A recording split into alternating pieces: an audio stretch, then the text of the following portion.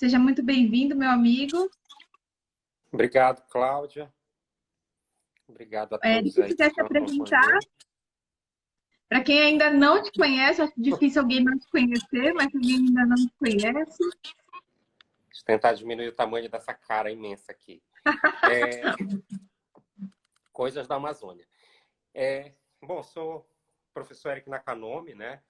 Atuo no curso de Artes Visuais da Universidade Federal do Amazonas, em Parintins, no Instituto, né? No ICSES. O FAM, e aqui nós temos, assim, experiências e vivências dentro de outros olhares, de outras questões, né?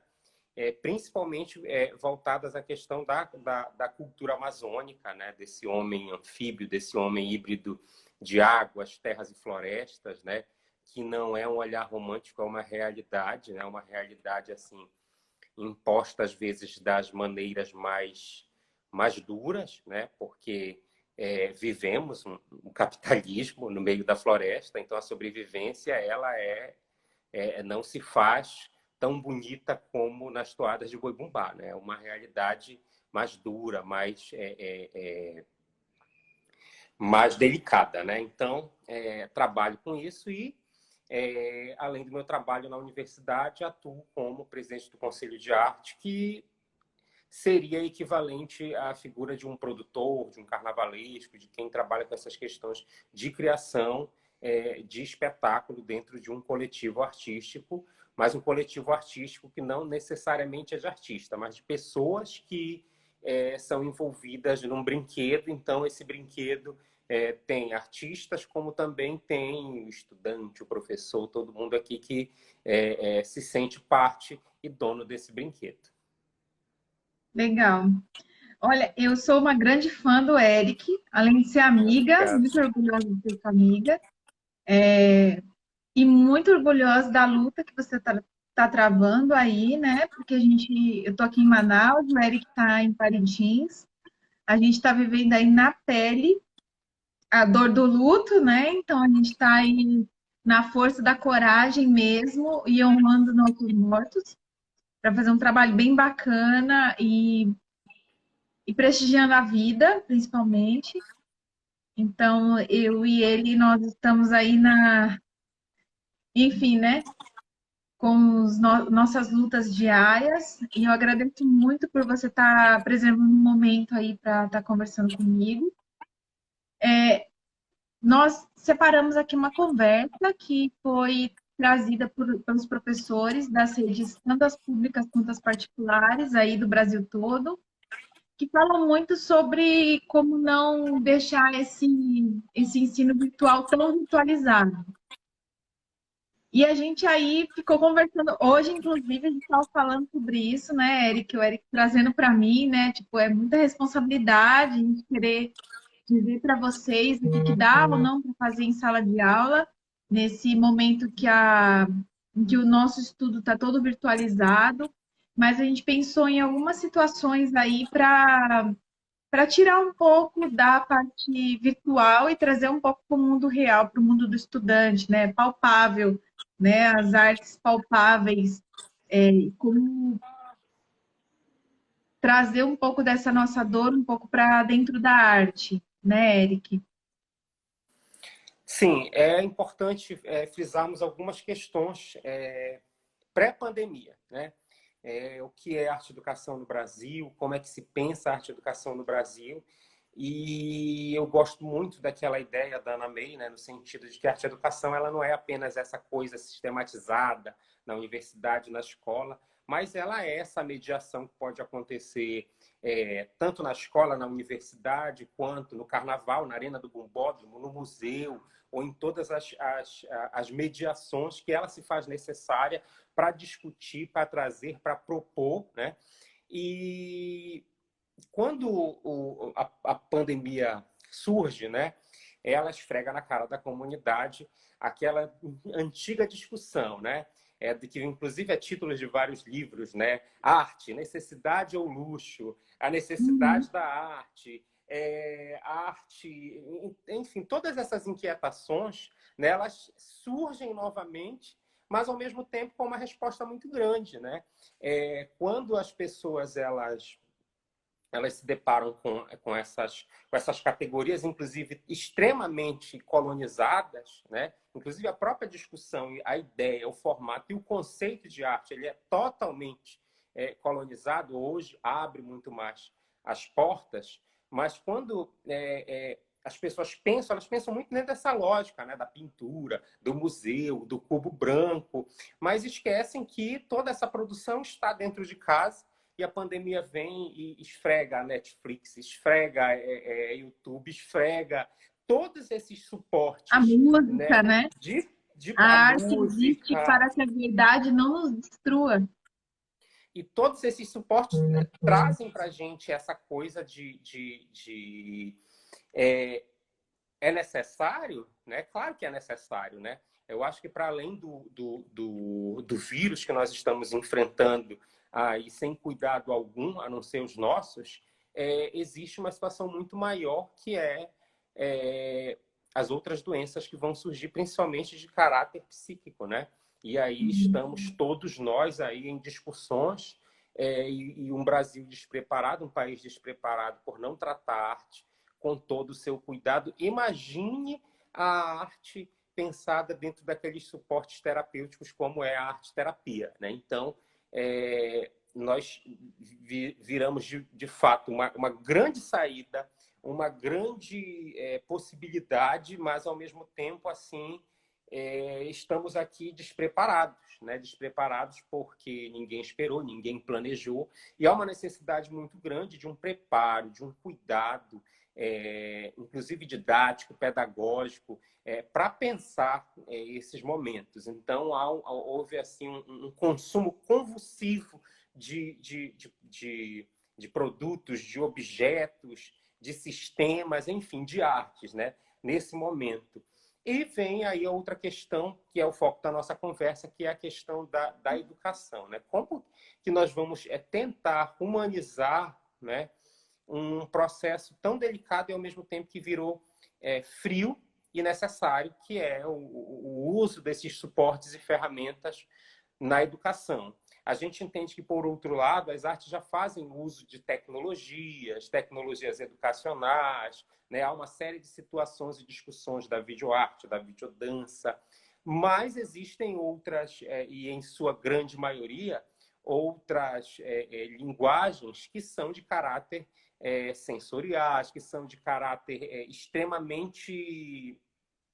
É necessário o corpo presente ali, tanto para as discussões quanto para as fruições. Acredito que essa virtualidade, ela não é uma quebra, né? Mas ela é uma outra porta de outros sabores, vamos dizer assim, que é bem diferente, né? Que a leitura é diferente, a vivência ela é diferente. Quando a gente fala em processo criativo, criatividade, pensar, eu acho importante a gente entender primeiro o papel do professor nesse espaço no Brasil, né? Porque a gente não pode entender também que isso daí é uma questão apenas da pandemia. Não, antes da pandemia, na vivência prática, nós já estamos meio aí jogados, né? Nós temos um laboratório de informática, porque é necessário informática, por causa de mercado de trabalho e blá, blá, blá. Nós temos laboratórios disso e daquilo, mas um laboratório, um ateliê de arte, nós não temos dentro das escolas. Nós temos ateliês nas escolas particulares, nas grandes escolas, nas melhores escolas. Aí você tem, inclusive dividido em linguagens, né? Um ateliê para artes visuais, um estúdio para dança, teatro e atividades do corpo, né? Você tem um estúdio de música. Então, você tem todo um recurso que no ensino público é raridade, né? E aí você tem uma questão, outros debates que nós não podemos trazer aqui, que senão vai se alongar, né? Mas assim, o que não falta são situações que demonstram a precarização do ensino da arte, né? Parece moda, clichê, mas é uma frase da nossa vida, né? Então vem várias coisas, inclusive disfarçadas, né? Não que eu seja contra, por exemplo, a reciclagem, mas desde que a reciclagem seja como reciclagem, não uma eterna saída para que a escola não compre material. Aí já é outra história, né? Então, existe uma série de Reciclagem para situações. usar coisa velha, né? Então, é possibilidade ou enfim, o truque, né? E aí, quando a gente pensa em questão de criatividade, nós nos deparamos com cuidar da nossa vida, da nossa saúde e a saúde dos nossos alunos, né? Como sempre cuidamos, né? Na falta ou na ausência, ou talvez até em outras situações, é sempre o professor que descobre o problema de vista do aluno, o problema psicológico. Então, continuamos cuidando da saúde dos nossos alunos, né? Dessa vez em casa. E pensando nesse cuidado, né, a gente tem que entender uma série de situações, né? Esse aluno não tem internet, então nós não vamos poder fazer a atividade da mesma maneira que a gente faz síncrona dentro da sala de aula, né? A gente vai ter que Isso é poupar, importante, porque assim, pensar. às vezes, Eric, a pessoa está assistindo a gente, está em São Paulo, tem uma rede de internet ótima, não tem ideia do que é estar no interior do Amazonas e do tipo de internet que a gente tem no interior do Amazonas. Eu já passei por vários momentos assim que eu fiquei preocupado, inclusive, de estar desenvolvendo algum projeto e a pessoa me pediu um e-mail 8 da manhã, vai dar meio-dia eu não consegui enviar. Aí eu fico pensando, putz, o cara deve estar pensando que eu estou enrolando ele, né? E não é. Você, é um dia de aula, quase, você conseguir a proeza de enviar o e-mail, né? Hoje tem algumas alternativas a mais em Parintins, mas, como eu disse no início da fala, né, elas têm um preço, o preço é bem caro comparado aí às capitais, né? Então, você paga um preço alto para ter uma internet de uma qualidade que também não é 100%, né? E que tem a ver também com as chuvas, com o tempo, enfim. E então essa primeira situação, né? A internet agora nesse período que não se tem, né? Então, para poupar, você tem que fazer uma atividade dessa discussão tão atual agora, atividades síncronas e atividades assíncronas, né? Então, se você tem 4 horas de aula, você inicia com uma atividade síncrona, fala um pouco, tem que ver uma atividade, depois você volta no final pensando em não acabar com a internet, pensando em uma série de situações. Esse é o primeiro desafio. Um dos segundos desafios, o professor, principalmente de artes visuais, ele vai lidar com a questão da materialidade, né? Precisa de materiais. E agora, toda aquela situação de ter materiais alternativos ou alternativas, isso se potencializa, porque nós temos apenas a nossa casa. Eu acho assim um discurso, às vezes, muito estranho, aquela coisa de pensar outras possibilidades, né? E você usa esse CD, mas para você reaproveitar esse CD, você precisa de 8 materiais que estão lá fora, na rua, onde eu tenho que sair, me expor ao vírus, por exemplo. Então, melhor não usar, né? Ou como aquela pessoa que fala assim, use um limpador de cachimbo. Já viu as práticas artísticas? Use um limpador de cachimbo. Gente, quem tem um limpador de cachimbo em casa, eu não tenho a menor ideia de quem tem isso. Aí você tem espaço, né? Qual é o espaço que você tem na sua casa? E esse espaço, ele é um espaço vivo, né? Eu tenho criança em casa, eu tenho filho, então é normal que tenha uma interação, um grito, e o grito pode ser ou de alegria, um carinho, um beijo, ou até o filho pedindo para você ir lá limpar ele no banheiro. Já aconteceu até em reunião de departamento da universidade, imagine no resto, né?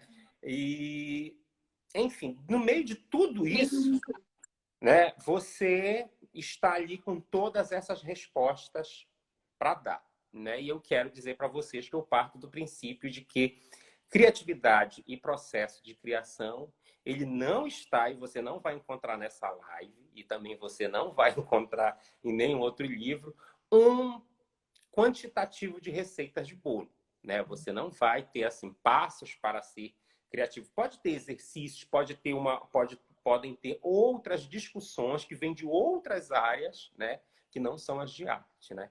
E para mim um dos melhores textos que eu já li sobre a questão da criatividade, além daqueles clássicos da Feigo, Strover, né?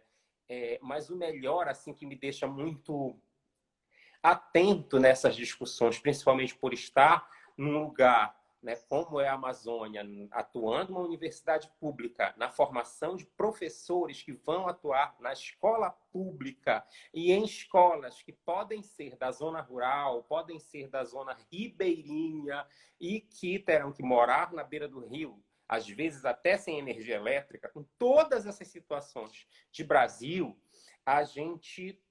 eu me encontro na melhor discussão para a criatividade, uma fala em um texto muito conhecido, inclusive, do Enfield, né, que ele diz o que é criatividade. E ele responde que criatividade é o Doberman preto bem atrás de você. Eu sempre trabalhei dentro dessa situação. Primeiro porque eu moro num Porque eu ambiente em sou que um eu não... preto atrás de você, Eric. O texto é ótimo. Você pode buscar na internet. Não dá para eu explicar aqui o texto, mas ele é maravilhoso. Eu acho que Mas a eu queria frase... ver qual é a sua leitura disso. Qual é o seu... Por que Eric Nakanomi se encontra nesse texto? Essa que é a Bom, questão. todas as outras possibilidades e todos os outros olhares sobre criatividade, né, eu acredito que sempre esbarram dentro de uma categoria cultural, dentro de um espaço, e que o meu é um espaço muito vivo, atípico e que se muda toda hora, né? Quem mora aqui sabe que você sai no sol 40 graus, né? Em questão de 2 minutos está caindo um temporal e raio na sua cabeça. Então, assim, não tem muito um formato legal. Então, tem que ser um formato aí extremamente líquido, um formato extremamente que possa se adequar a todas essas questões culturais, geográficas, da diversidade que você vai encontrar na sala de aula, nos seus espaços de trabalho, de atuação. E por que é o melhor, o que eu penso como o conceito que eu me abraço? Porque, de fato, essas questões elas te fazem trazer respostas independente daquilo que você vai encontrar. Obviamente, você tem que estar preparado, você tem seu público-alvo, você tem uma organização. Não estou justificando que não vai ter uma desorganização. Muito pelo contrário, estou dizendo que você tem que ter um trabalho tão potente ao ponto de que ele possa atender o máximo de pessoas e situações daquilo que dentro daquilo que a gente se propõe. Então, assim, eu acho muito complicado pensar essas possibilidades duras, inflexíveis. E prefiro que as coisas sejam pensadas dentro de uma flexibilidade, né? Pensar captar essa alma, captar esse espírito lúdico, artístico, arte educativo, do que chegar no formato de o beabá da pintura, o beabá do desenho. Isso acaba... nem toda vez funciona como as pessoas acham que devem funcionar, né? Então, pensar essa criatividade nas nossas aulas de arte, dentro de casa, já começa pensando como uma proposta de um desafio dentro de um formato completamente aberto.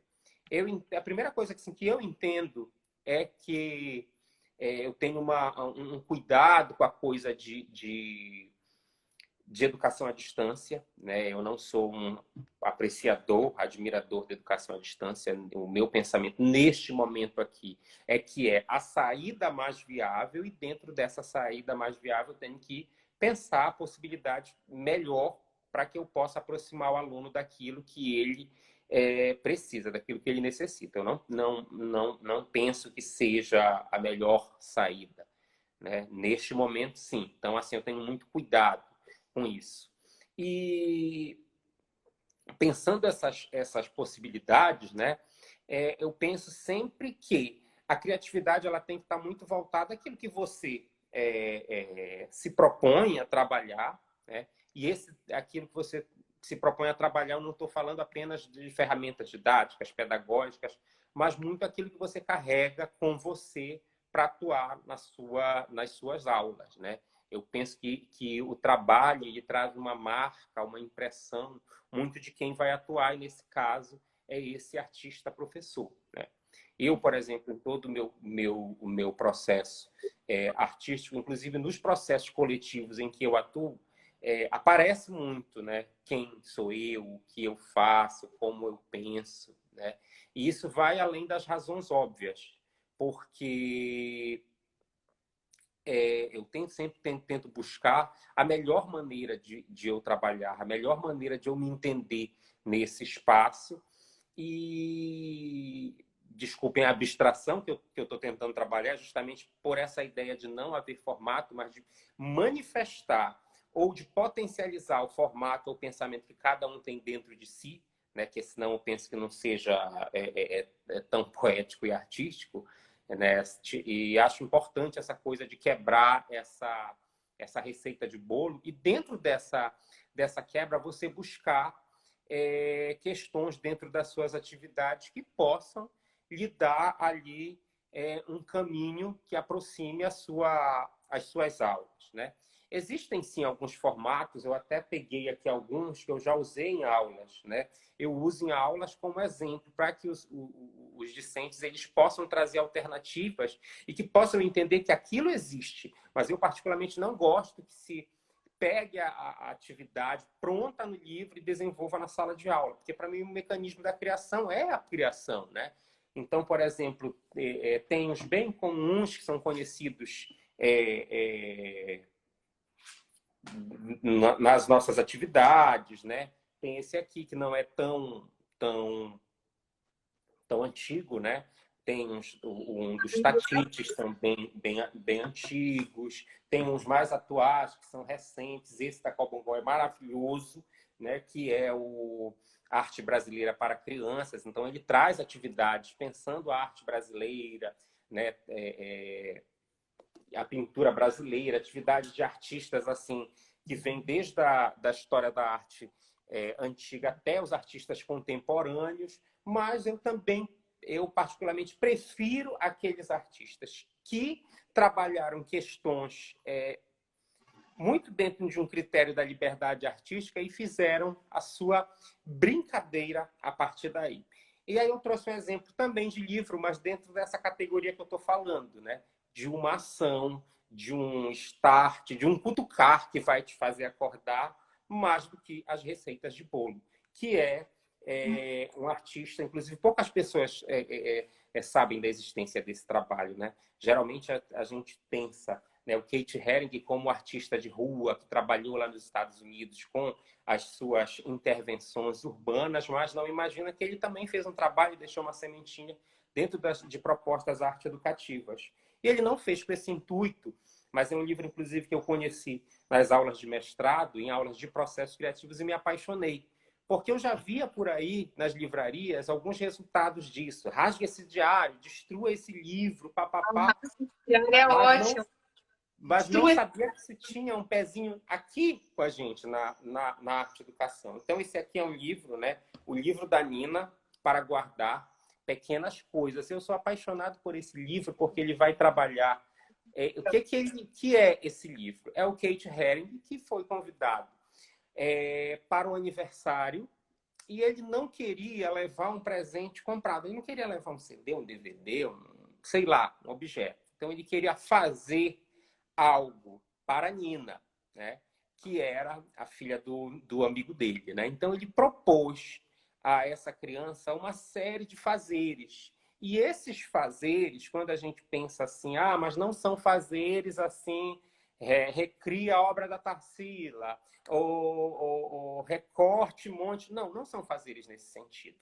Mas ele cria o caminho que é o mesmo caminho que nós vamos ver nas discussões de arte e educação, que vai possibilitar percepção, imaginação, criatividade e todos aqueles outros parâmetros que a gente já conhece, né? Então, ele pega papel ofício normal, risca, desenha e cria, por exemplo, aqui o livro de Nina, e cria aqui as instruções, né? E as instruções, justamente, ele fala para guardar pequenas coisas. Como assim pequenas coisas? Pequenas coisas do dia a dia, né? Pequenos fazeres do dia a dia. E quando ele trabalha esses pequenos fazeres do dia a dia, logo ele vai trazer questões que nós vamos ver aí nos PCNs da vida, que nós vamos ver aí em todas as outras discussões que sustentam a nossa área. Então, ele vai pegar, por exemplo, aqui, instruções.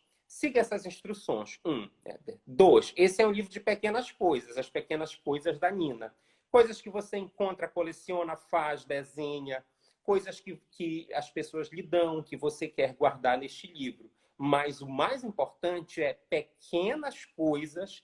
Se quiser colecionar coisas grandes, arrume uma caixa. 3, por favor, use esse livro. Não preencha muito rápido, mas inclui pequenas coisas especiais para você. Não fique com receio de desenhar nele grude, cole, grampi. Olha aqui as potências que a gente vai encontrar lá quando se descobrem processos criativos, nas discussões poéticas, aquelas mesmas palavras, rasgue, destrui, rale, ranhure, tudo isso, né? 4, lembre-se de que as pequenas coisas, às vezes, são as melhores de todas. Então, ele vai fazendo atividades assim, muito, muito, muito simples. Tipo, desenhe borboletas. Ou ele diz assim, coloque flores ou folhas em papel filme e depois guarde dentro de um livro grande. Deixe-as lá até que fiquem achatadas e secas. Aí ele vem e propõe. Ele teve esse trabalho de criar as atividades, né, livres, né? Ele cria e dá de presente para a Nina, né, no seu aniversário, esse livro maravilhoso, né? Não esse livro aqui da capinha dura, né?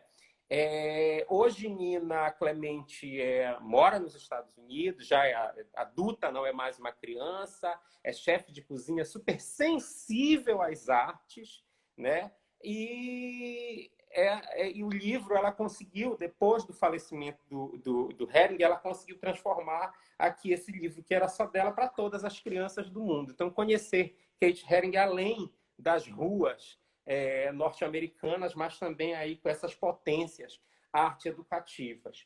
E quando penso também em pensar criatividade, poxa, mas eu não consigo, porque eu não sou um artista como Kate Haring. Então, reconstrua, repense, refaça, ressignifique. Às vezes eu tenho até um problema com essa coisa do ressignificar, que parece que virou uma palavra chata, né? Uma obrigação nossa. Mas acaba sendo, de fato, uma necessidade. Eu trouxe um outro exemplo, por exemplo, de um clássico que é altamente comum, não vou dizer cansado, que é, por exemplo, Alice no País das Maravilhas, né? Todo mundo conhece Alice no País das Maravilhas, e outro exemplo de possibilidade criativa que eu trouxe aqui é que quando a gente conhece a potência de Alice no País das Maravilhas, a gente pensa assim, poxa, Alice no País das Maravilhas, né? Ela é uma viagem surreal, né? E às vezes as ilustrações elas acompanham dentro de uma representação realista, né, figurativa, inclusive aqueles desenhos lindos, clássicos, que eu sou apaixonado, mas existem outras possibilidades que podem acompanhar a proposta do livro, né? E uma outra artista contemporânea, famosa, maravilhosa, né, que todo mundo conhece, né, assim como Kate Haring, mas conhece das galerias, conhece seu trabalho aí maravilhoso, né, que é a Kusama, né, com os seus círculos, as suas bolinhas. Ela fez um trabalho também ilustrando Alice no País das Maravilhas, mas a partir do trabalho dela, e que vai trazer uma proposta altamente diferente daquilo que nós estamos acostumados a ver. E ela carrega a gente daquele olhar, né, que nós já estamos acostumados de Walt Disney, e leva a gente para o lugar da arte. E esse lugar da arte dela é outro tapão na nossa cara que diz bem assim, ei, acorda. É importante repensar coisas que podem, inclusive, ser cansadas, mas dentro de um outro sabor, de um outro lugar, de uma outra cor, ou de todas as cores, ou de nenhuma cor, né? Já que nós temos uma potência poética, eu posso falar desse vazio, desse nada, de um copo cheio d'água ou de um copo cheio de ar, né? Então, dentro dessa proposta, ela cria aqui, ela ilustra o clássico, né, de Alice do País das Maravilhas, mas trabalhando toda a cara dela com os círculos, né, as formas que nós já estamos acostumados a ver em suas obras, nas galerias, e fazer com que a gente se pergunte, né, o porquê de cada coisa, né,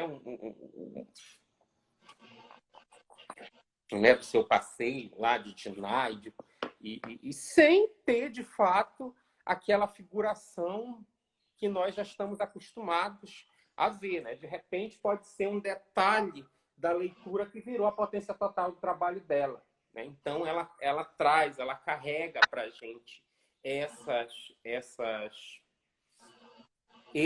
esses olhares, esses significados, né? E então, assim, pensar tudo aquilo que nós já estamos acostumados a fazer na sala de aula, dentro de um outro formato, é um exercício diário, né? E é um exercício que eu prefiro não fechar em receita pronta, primeiro porque eu não sei como é a sua casa, você não sabe como é a minha casa, e essas vivências, elas vão construir dentro das nossas limitações tudo aquilo que a gente pode trabalhar com os nossos alunos. Por exemplo, uma coisa que eu gosto muito de fazer na minha casa com o meu filho é usar meu quintal como o meu universo. Porque eu sei que a partir dele, né, a partir da própria natureza, e a gente vai dizer, nossa, mas que discurso piegas, né? Aquela coisa. Não, se nós formos fazer assim um breve exercício lá na estética e filosofia da arte, nós vamos ver que as coisas já nascem desse princípio, né? De homem, natureza, cultura, das ferramentas. Então, acaba sendo um reencontro, e esse reencontro, para mim, é o reencontro, como diz a moda, o reencontro mais raiz, né? Quando você se joga nesse quintal e tira a partir do limo, da casa de caba, da textura da casa de cupim, da casca da mangueira, do taperebazeiro, que é fantástico, das águas, da chuva, da mancha que nasce na calçada, do fungo que nasce na parede, uma possibilidade de interpretação do mundo. Mas cabe a você, arte educador, pensar isso como potência para discutir coisas que hoje a arte contemporânea ela te pega e te traz daquele quadradinho, né? E diz bem assim, quando ela joga para a gente lá na Bienal, né? Ou em outros lugares, né? Como no trabalho do Franz Krasberg, como que está ali na galeria, ou seja, houve a necessidade de alguém chegar e homologar, colocar num tripé, dar um título, dar um nome, categorizar. Aí parece que a gente consegue enxergar, né? Ah, mas tá na Bienal, tá na revista Bravo, tá na revista das Artes, então não, tá debaixo do nosso nariz. O que é o nosso maior desafio como professores, artistas e criativos é pensar essa sementinha. E aí eu falo do trabalho, por exemplo, de um poeta daqui de Parintins, inclusive lá da Baixa do São José, do Boi Contrário, garantido, o Wilson Lima, que vai trazer um livro que ele chama As Sementes Voadoras. Ele fala disso, né? Ele fala da nossa imensa samalmeira, essa árvore gigante, frondosa, que às vezes a gente vê imagens assim de 10, 20 pessoas querendo abraçar a sapopema dela, a raiz, né, que já foi tambor, já foi comunicação, já foi o nosso WhatsApp ancestral, né, usando essa raiz com bater de madeiras e fazendo a comunicação. Ela solta ali do seu fruto, ela abre e solta painas, né? O que são painas? São sementes que voam, que têm asas, são pluminhas, e elas andam pelo mundo. E no livro dele, elas vão parar no sul do Brasil, elas fazem uma viagem e depois retornam, né? Então, elas andam pelo casco do pé da vaca e se engatam na lama, saem. Enfim, mas ela sai, ela se liberta, ela é uma semente, mas é uma semente voadora. Eu acho que esse que é o papel principal desse artista professor. Se propor como semente, mas como uma semente que vai voar, não se sabe por onde. É pela favela, é pelo campo, é lá no Tracajá sem internet, sem telefonia ou sem energia elétrica, né? Eu não posso fechar e dizer que arte e educação compre tantos cadernos de papel Fabriano, compre isso aqui. Eu tenho condições de comprar, gente. Eu estou ensaiando para voltar a esculpir, gravar, já tem 1 ano, né? Mas eu fui fazer um pouquinho de exercício aí financeiro, vi que eu não tenho condições de comprar nada, né? Primeiro que não tem no Amazonas, eu tenho que trazer de internet. Eu não encontro nada abaixo de R$300. os materiais mais baratos, né? Imaginem os mais caros. Então, assim, pensar essas possibilidades é um exercício importante e que também pode ser usado em outras áreas, né? Por exemplo, o professor Camilo Ramos da UEA, ele usa a folha, uma folha de cacau, uma folha grande, para trabalhar, por exemplo, questões relacionadas à etnogeografia e trabalha rio e afluentes a partir daquele talo e aqueles desenhos das folhas para que a criança entenda a partir do seu viés, da sua vivência, essa questão hidrográfica que é comum na nossa região. Então, assim, existem inúmeras possibilidades e que é importante explorar, né? E aqui eu não estou dizendo que a gente tem que se virar nos 30 para dar conta de falta de recurso, de material, até porque se eu estou ensinando pintura, se eu estou ensinando escultura, se eu estou ensinando gravura, eu parto do princípio que, ainda que você seja um artista contemporâneo, e não goste muito dessa ideia acadêmica, mas você tem que dar o direito para que o discente entenda como é o trabalho acadêmico, ali, chato, dentro de todas as regras e cânones, para ele entender essa possibilidade e, a partir da sua vontade, da sua percepção, ele possa desanuviar a partir daquilo que ele quer propor. Eu acho isso muito importante, né? Entregar a ele essa autonomia das suas práticas artísticas, arte-educativas e pedagógicas. Então, é esse que é o meu pensamento quanto criatividade, né? Pensar dentro de todos essas algemas, esses tempos, essas situações que são impostas para a gente, né? Para mim, é uma maneira de resistir, porque se nós formos pensar isso, é isso que querem. Querem tirar a arte da escola pública. Então, se nós entregarmos de mão beijada, realmente é caro, é difícil, é dispendioso. Pronto, só vai ficar o filho de rico estudando, tendo o direito à cultura, né? Então, acho que existe uma maneira, sim, nós temos que brigar por ter espaços de arte e educação dentro da escola, sim, brigar pelos nossos materiais, mas nesses momentos, nesse aqui, que é algo que independe das nossas vontades, né, como a pandemia, o momento é de se pensar e ser essa semente voadora, né, de transformar e transfigurar, a partir da nossa criatividade, tudo aquilo que a gente está acostumado a trabalhar, né? Então, esse é o meu pensamento. Espero ter contribuído. Acho que, como tem tempo, a gente pode abrir, né, para determinadas questões. Tenho um problema com essa coisa de olhar para um celular e um computador, né? E para mim, eu gosto de olhar a cara das pessoas, eu gosto de ver a impressão da cara do meu aluno. Não gostou, então ele é tímido, não vai falar, mas eu vou repetir. Isso não tem no remoto, né? Então você tem que se virar, mas é atravessar essas questões. Né? Existem muitos artistas, aqui eu trouxe 2, né? Não vou ficar mostrando livro para não ficar uma propaganda de editora, mas assim, por exemplo, pode mostrar. tem mais 2 aqui que eu gosto muito, que inclusive foi minha professora da Federal da Bahia, Viga Gordilho, né? Ela trabalha de uma viagem que ela fez à África, onde as casas se vestem de azul, e é um trabalho de arte e educação gerado a partir das suas vivências e dos seus trabalhos aí na África, né? É um trabalho assim muito potente, muito lindo, né? Ela também faz trabalhos com poesia, inclusive lançou agora um livro maravilhoso chamado Compartilhamentos Poéticos, que ela fala da vida dela como professora. Então tem a fala da arte contemporânea dentro desse chão que é a arte-educação, né? E outro processo também, que é o resultado daquilo que ela viveu numa residência artística, né? Que virou obra, que está no Museu Feminino da Bahia, que é o Vestido Fuxiqueiro, né? É de uma série de atividades que ela trabalha com mulheres, ela atua em Taparica, na Bahia, e ela, a partir dessas experiências dela, a contrapartida dela era fazer oficinas, e ela fazia oficinas de fuxico, onde essas mulheres faziam colchas para venda e, ao mesmo tempo, pegavam essas colchas para venda, elas construíram um vestido de noiva.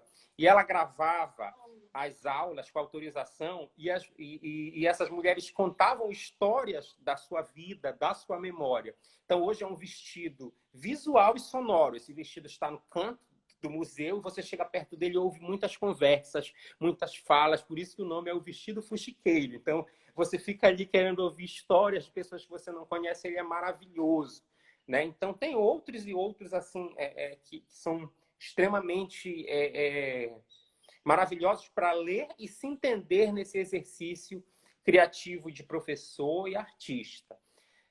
E é isso.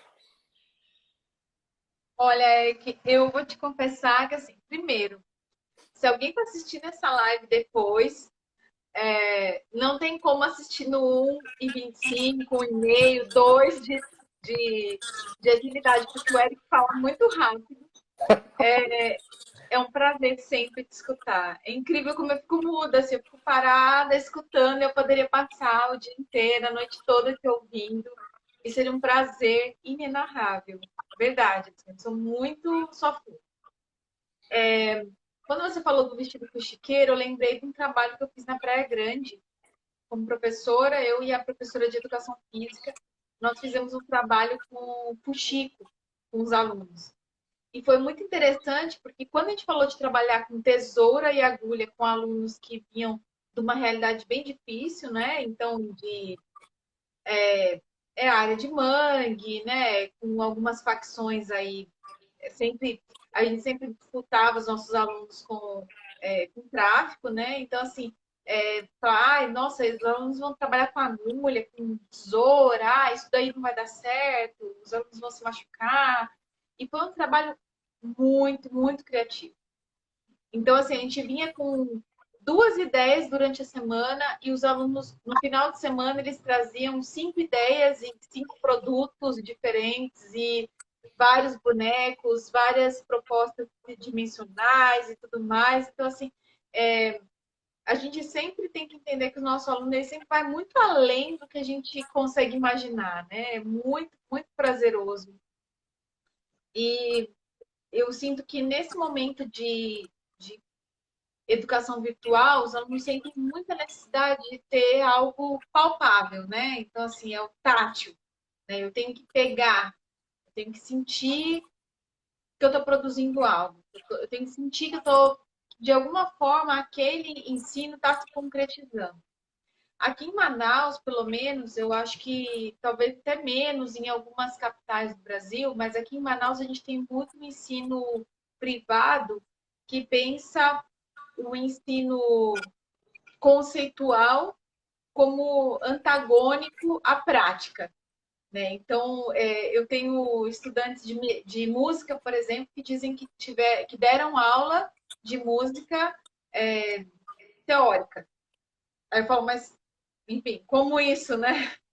Mas é. Então, assim, a gente tem uma ideia aí pequeno-burguesa de que o ensino bom, o ensino que vai colocar o aluno dentro da universidade, que vai fazer ele passar no vestibular, é um ensino extremamente teórico, né? E como se a teoria fosse uma antagonista, né? Uma rival da prática. E a gente sente que nesse momento de isolamento social, o que o nosso aluno mais quer é uma prática, né? O que ele mais quer é ter algo que ele vai pegar com as mãos, que ele vai sentir que é dele, que ele vai sentir como sendo parte, como sendo protagonista. Então, eu acho que o nosso desafio maior nesse período é a prática. É exatamente a prática, é o tocar, é o sentir, é o calor humano, né? É aquela coisa de você sentir a vida, sentir a história, sentir a coisa se desenvolvendo, né?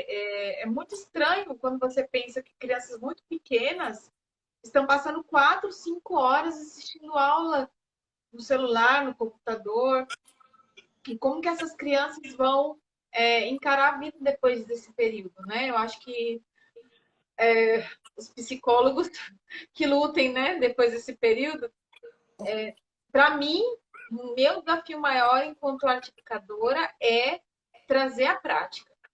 Eu acho que muito mais do que qualquer período da minha vida. É pensar que o meu aluno ele vai terminar a minha aula e ele vai sair dali e vai fazer algo. Que ele se sinta protagonista do aprendizado dele. Ele não se sinta, tá, vou assistir a aula da Cláudia, vou passar 4 horas assistindo a aula da Cláudia, a Cláudia me ouvindo a Cláudia, a cara da Cláudia, e acabou a aula, ele quer nunca mais me ver de novo, né? Porque ele está cansado. E as aulas virtuais, ó, para ver a gente aqui, a gente está aqui conversando. Então, assim, 30 minutos, 1 hora de conversa online é muito mais cansativo do que 4 horas de conversa, né? Do que aquele olho no olho que você falou. Eu também sinto muito isso. Então, às vezes o aluno não está entendendo, mas eu estou olhando para a cara dele, ele pode ser muito tímido, mas eu olho para a cara dele, eu sei que ele não está entendendo. Então, eu vou buscar outra forma de ensinar, eu vou buscar outro exemplo, eu vou levar ele para o corredor, eu vou levar ele para fora da faculdade. Mas aqui eu não tenho esse espaço. E muitas vezes o professor está com a tela fechada. Os alunos ficam com a tela fechada. Eu já dei aula para 30 alunos, as telas fechadas. Eu não sei nem se o aluno está ali. Né? Ele assim, eu estou ali presente, mas assim, não sei se ele está ali de verdade. Então, a gente vai ter que pensar realmente novas formas de agir e novas metodologias. Não dá mais para pensar que aquilo que eu fazia na sala de aula, eu vou simplesmente reproduzir aquilo no computador e vai dar certo. Porque mesmo Olha, eu não estou no mesmo sentido. Mesmo eu não estou com a mesma sensação, né? eu me preparei para atuar na Universidade Federal do Amazonas no curso de Artes Parintins, né? Uma cidade que tem uma fama ou título de terra da cultura, né? Mas nós não temos galerias, nós não temos cinema, nós não temos outros exercícios para além da linguagem bombalina, bovina, do boi, né? E o que acontece? Eu digo, né? Nossa, eu vou ter um prejuízo muito grande, porque eu me equipei cheio de cacarecos para dar aula, né? Quem já assistiu uma aula ao vivo minha sabe que eu não gosto de mostrar slide do Egito. Eu gosto de trazer, assim, 15 peças e cópias de escultura egípcia para os alunos pegarem, olharem. Nossos alunos aqui não têm... existem situações de você chegar numa sala de aula e apenas 5% da sala terem o privilégio de ter ido à capital, Manaus. Então, assim, para mim é uma mediação de eu aproximar. Nunca vai chegar nem perto de um museu, de uma experiência assim, mas eu tento, né? Todo mundo sabe que eu chego 2 horas antes, saio colando na parede todas aquelas pinacotecas da Caras, coloco nas mesas, monto, ligo o ar, acendo incenso e tento dar uma aula no museu, tento trazer possibilidades da casa deles, da vivência deles também, mas todo mundo sabe que agora é o momento de se repensar, né? De repensar esse ensino. Ainda mais eu atuo, por exemplo, em disciplinas extremamente e necessariamente imagéticas, história da arte, né? Então, não posso ficar numa eterna conversa sobre história. Eu preciso olhar as imagens, eu preciso avaliar, pensar, mostrar configurações. E eu venho, assim, pensar de agora, o que fazer nesse processo, né? Remoto, né? Onde essa coisa do síncrono e assíncrono, como atuar no meio disso. E uma das coisas assim que eu espero que dê certo, que as aulas ainda não iniciaram, a gente está nessa fase de preparação, que eu vou tentar trabalhar é a questão do jogo, né? Pensar esse jogo usando o corpo, usando a família, usando o espaço, sem que ele seja pensado a partir da ideia de um material fechado, mas onde eu possa ressignificar uma garrafa, uma bola, dentro daquilo que eu me proponho a construir. Então, eu vou ter que ter essa flexibilidade para a gente atravessar esse momento, né? E que também para que esse aluno que está inscrito nesse período, essa geração que está na universidade agora, não saia com um prejuízo, aliás, saia com um prejuízo mínimo, próximo daqueles que tiveram uma vivência verdadeira, mais, de fato, mais presente ali, né? Então, é o que eu tento fazer. Por que mostrar aqui uma peça, uma escultura na frente de um celular, de uma câmera? É melhor pegar um link aí do Google artes e cultura e mostrar para o aluno que ele entra aí no acesso de um museu virtual, ver detalhes muito mais do que E as ainda minhas tem esse aulas, né? problema, né, Eric? Porque assim, os nossos alunos ainda entram, né? Porque a gente está tratando uma realidade em que os nossos alunos são alunos universitários, né? Uhum. Mas quando a gente está trabalhando com alunos do ensino básico, o aluno não vai entrar no link. O Rodrigo Amazonas ele está trazendo aqui, né, que o professor, o ideal seria que o pai também participasse dessas aulas de artes. Mas eu acho que o convite é exatamente o contrário. Talvez seja que essa criança, esse adolescente de artes, que está ali assistindo a aula de artes, que ele possa levar para a família a prática artística. Eu acho que isso é Faz. muito mais fácil e do mais novo para o mais velho do que o contrário. Porque o pai, ou ele está desempregado, ou ele está no home office. Dificilmente ele vai estar ali à disposição da criança, né? Tipo, como mediador, né, do professor, como a gente tem na educação à distância. Por exemplo, na UFAM a gente tem o curso de artes visuais à distância, mas tem um mediador, que é o tutor. E aqui, o tutor do professor de arte é o pai e a mãe, ou o avô, mas ele não está ali à disposição, e às vezes ele nem tem.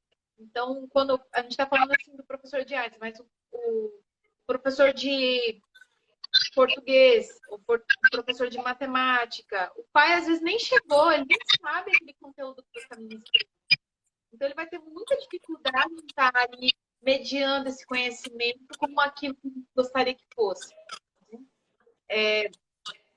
Para mim, a gente ter uma que valorize esse compromisso com a vida real, né? com o real do aluno, ele vai trazer que o aluno leve essa arte para os pais, para a família. E isso é muito importante para o não adoecimento dos pais, da família.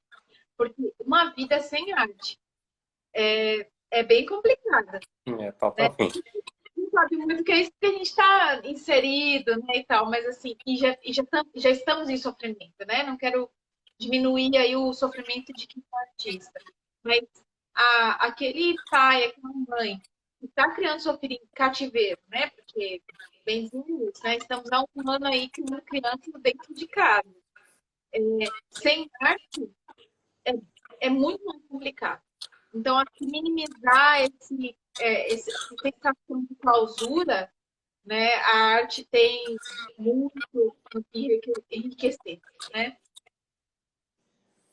Com certeza, eu passo pela mesma dificuldade, né? Pela parte da manhã eu tenho muitas reuniões, o curso é noturno, mas eu estou envolvido em vários comitês do Instituto também, né? Para além do colegiado, e é o mesmo horário que o meu filho está na frente do computador fazendo uma aula síncrona, né? Então, às vezes, vem aquele gritinho, né? Pai, tem que correr lá, atender, volta, é meio desesperador, né? Porque eu particularmente, sou do tipo de pessoa assim que eu preciso ter um fio, um rumo, né? Se eu sair, eu posso me perder um pouco naquela linha de raciocínio que eu preparei. Então, tenho todo um cuidado, assim, com a minha didática, a minha pedagogia, e está sendo difícil mediar as duas situações ali. Eu imagino, penso porque o Eric, como ele mesmo disse, quem já teve aula com ele, quem trabalhou com o Eric, sabe o quanto as aulas dele são práticas, né? Você inserir espaço artístico ali na sala dele. Eu imagino como deve ser difícil para você, como está sendo difícil para a gente. Eu agradeço muito. Eu quero que a gente possa nos reunir mais vezes, né? Eu acho que o assunto é interminável. Eu gostaria de agradecer, uma audiência muito boa agora. E eu quero agradecer as pessoas que estão presentes, que podem continuar fazendo suas perguntas, a gente vai se reunir aí, poder estar respondendo as pessoas, estar tirando as dúvidas no que a gente puder, né? E só agradecer, muito obrigada, é um prazer conversar com você. Ter uma aula sua, porque para mim hoje foi um dia de aula, eu sentei aqui, Obrigado. assim, lindamente a sua aula, muito, muito obrigada, de verdade. Eu tenho a agradecer, né, a você, né, ao canal Moara e também aqui a todas as colegas, né? As pessoas que estão participando, estou vendo aqui alguns. Às vezes eu não olho, que eu tenho, não quero perder o pensamento, né? Mas mandar um abraço para a Elisandra, para o Adam, para os nossos alunos. Eu vejo alguns alunos aqui, o Rodrigo, a Karine, a professora Priscila Pinto ali, que é maravilhosa também, é uma dessas guerreiras amazonas que luta aí com a sua serpente dessa floresta, nessa selva complexa que é Manaus, né? Obrigado, tenho muito a agradecer, fico feliz, eu gosto muito de participar de outras atividades para além boi, né? As pessoas me chamam muito para o boi e às vezes são sempre as mesmas perguntas, né? E aí a gente tem muita coisa para falar, eu acho que essa experiência, assim, e agora a gente tem esse tempo, né? Que é a pandemia, né? Isso é um lado, diria assim, positivo no meio desse desespero todo, né? De, quem sabe, pensar também uma proposta de entrecruzamentos, né? Eu queria saber como é hoje, por exemplo, como é que o Macaline está trabalhando na Federal do Cariri, mas também quero saber como o Valdemir está atuando lá em Santa Maria do Rio Grande do Sul. E também saber como a minha aluna, a Perpétua, que hoje é arte educadora na zona rural, né? Ela postou uma foto das águas chegando, tipo assim, a 60 centímetros do chão da casa, né? Então, acho que é interessante a gente discutir também, né? Todas essas... e eu acho que tem que ser mais no meio do ano para a gente discutir esse desafio, né? Atuar arte-educação em um país continental, né? Eu tenho um drible das águas, outro do frio, outro, todos nós da pobreza, que é muito difícil, né? A arte e a educação é complexo, então, assim, ficaria muito feliz em poder participar de um encontro. Não sei também se no Instagram cabe, assim, mais pessoas, né? Mas de pensar essas... Mas pelo Meet, depois a gente coloca lá no YouTube. Vai dar super certo. Vou pensar nisso com Eu muito também carinho. quero, assim, aprender os outros desafios. Como é que estão sendo? Olha, a Larissa Fadigas, minha colega da Bahia, né? Então, felicidade, né? Em poder pensar como que estamos em atuação com a arte e educação.